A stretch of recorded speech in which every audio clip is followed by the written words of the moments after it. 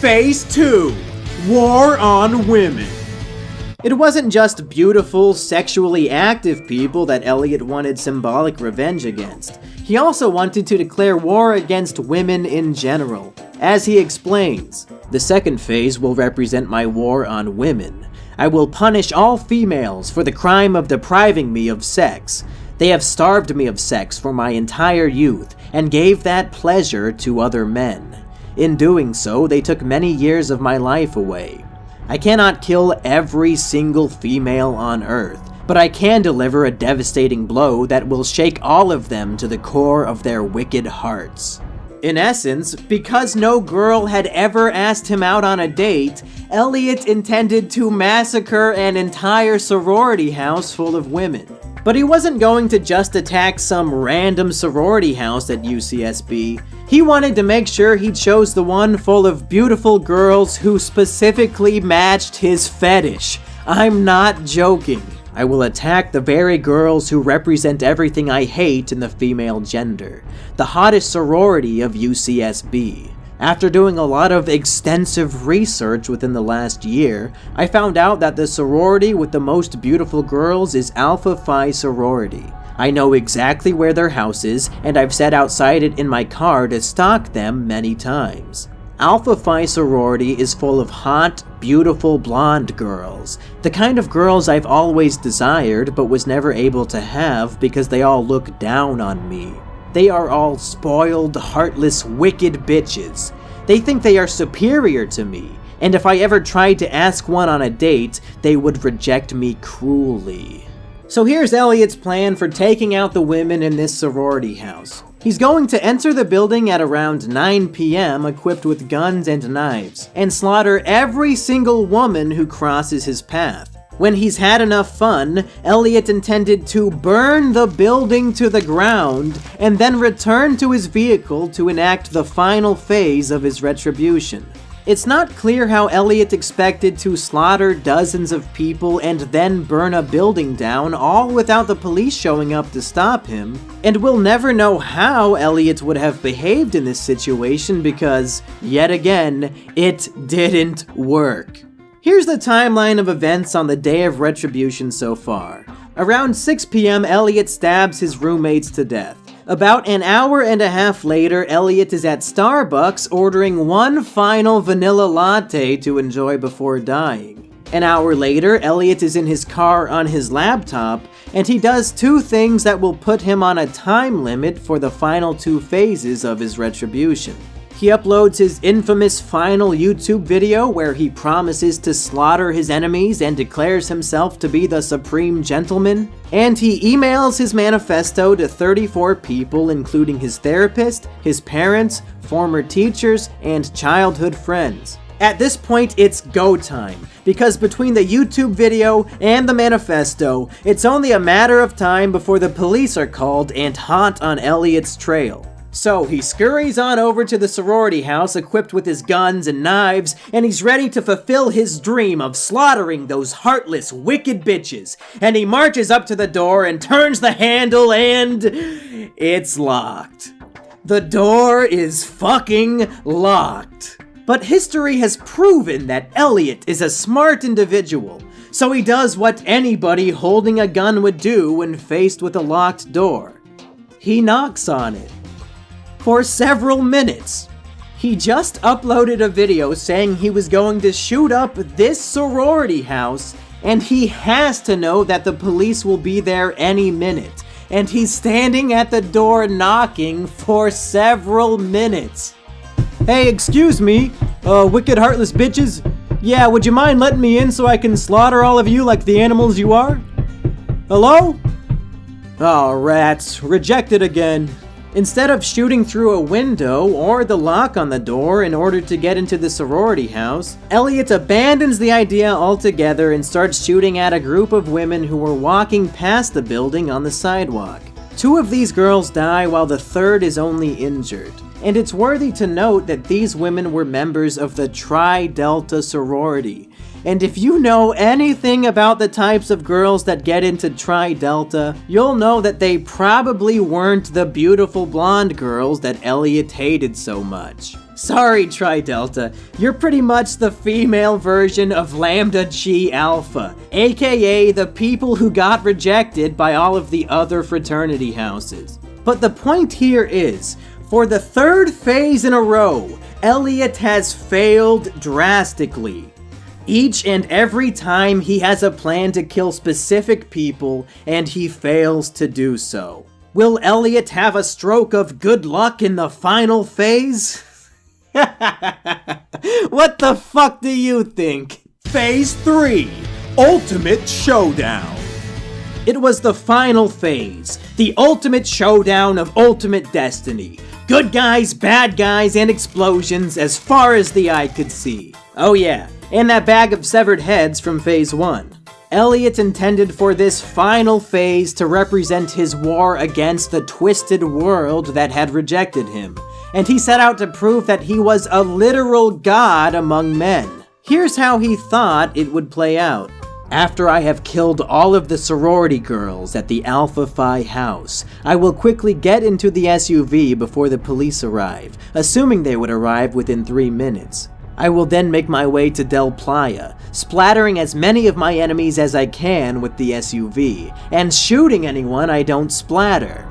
I can only imagine how sweet it will be to ram the SUV into all of those groups of popular young people who I've always witnessed walking right in the middle of the road as if they are better than everyone else. When they are writhing in pain, their bodies broken and dying after I splatter them, they will fully realize their crimes.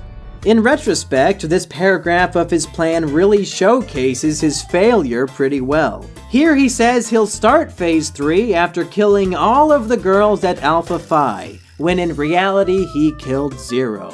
He says he'll splatter his enemies with his father's SUV, but he failed to retrieve it and is driving his BMW instead. My favorite section, perhaps of the entire manifesto, is here when he says that he'll splatter pedestrians for the crime of walking slowly in the middle of the road.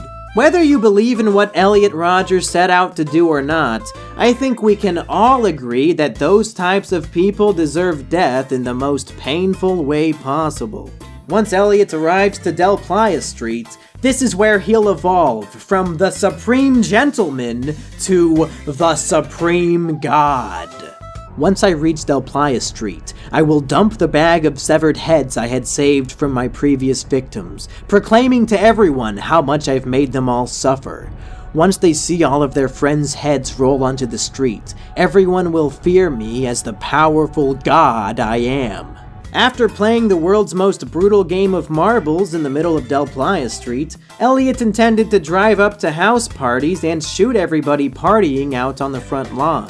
Again, he somehow expected that the police wouldn't have yet caught up with him, even though he'd just spent 5 minutes standing in the middle of the street, dumping out heads everywhere, and yelling at people about how he's a god. He was going to continue this shooting spree until the police had caught up with him, and at that point he planned to take his own life in order to avoid going to prison. To end my life, I will quickly swallow all of the Xanax and Vicodin pills I have left, along with an ample amount of hard liquor. Immediately after imbibing this mixture, I will shoot myself in the head with 2 of my handguns simultaneously. If the gunshots don't kill me, the deadly drug mixture eventually will. I will not suffer being captured and sent to prison. And there we have it, Elliot's glorious final moments of retribution. In his mind, he has probably killed over 100 people at this point, and was going to die satisfied that he'd gotten revenge against the specific groups that had wronged him, and had finally proven himself as the superior one. But, as we all know, that's not what really happened.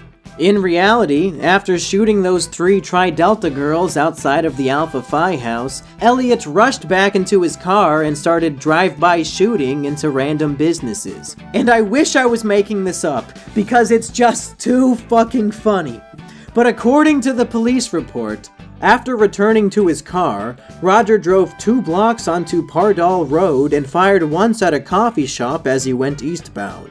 The shop was closed and unoccupied at the time, and no one was injured by the gunshot. Was it a practice shot? Did he think people were in there? Was this a secret retribution against all non-Starbucks coffee shops?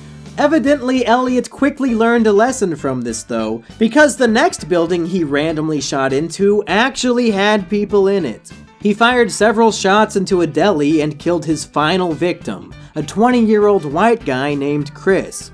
Elliot tried to kill more people, but his BMW wasn't the splattering ram that the SUV would have been. And his accuracy with the weapon was below par, so the rest of his victims were injured but not killed. After a few minutes of this non-lethal rampage, Elliot was confronted by 3 police officers who managed to shoot him in the hip. He drove away but then crashed his car on the sidewalk and shot himself in the head. In total, Elliot killed 6 people and injured 14 others, none of which were the people he intended to get revenge on in his manifesto. So, was Elliot Rodger's day of retribution a failure? Well, he killed 6 people, 4 of which were men, and 3 of which were his nerdy roommates who had nothing to do with the social rejection he felt or the envy he had for popular sexually active people. 2 of them were women, which I'm sure he was excited to kill since he wanted to declare a war on women, but they weren't from the sorority he targeted, nor were they the hot blondes that he specifically hated so much. He had no bag of heads to prove that he was a god, and his car wasn't good enough at splattering people to death with. So his only victim in the ultimate showdown phase of his retribution was just some kid buying a candy bar at the local deli. Did Elliot Rodger fail? Well, I guess we'll just have to judge him by his own criteria. I must plan this very efficiently. Nothing can go wrong. It needs to be perfect. This is now my sole purpose on this world. My plans will come to fruition, and I mustn't let anyone stop me. As it turns out, Elliot, there was somebody who was able to stop you. Yourself. Congratulations! You killed 6 random people who had nothing to do with your frustration, and you proved nothing. Next time you write a manifesto about how you want to kill people, just publish it as fiction and sell it at lulu.com like a normal person, you fucking dork! Hello everybody, I hope you're enjoying the month of Retribution so far. I just wanted to say that this is the only job in the world where I can get paid to research Elliot Rodger, and that's a fucking dream come true for me. If you like my stuff and would like to support me in making this shit, then consider pledging to my Patreon that I've linked in the description. Every single dollar helps a lot more than you know. And if you pledge at least $2, you get to see your name here on the video, like these ones right here. They did it. Hooray, good job. You did it. Dealing with rejection hurled, I'm sorry. They didn't see the perfect gentleman made to suffer by every stuck-up feminine. But Elliot, my man, enacted retribution, started our cause like a one-man revolution. I feel you, I know that feel, bro.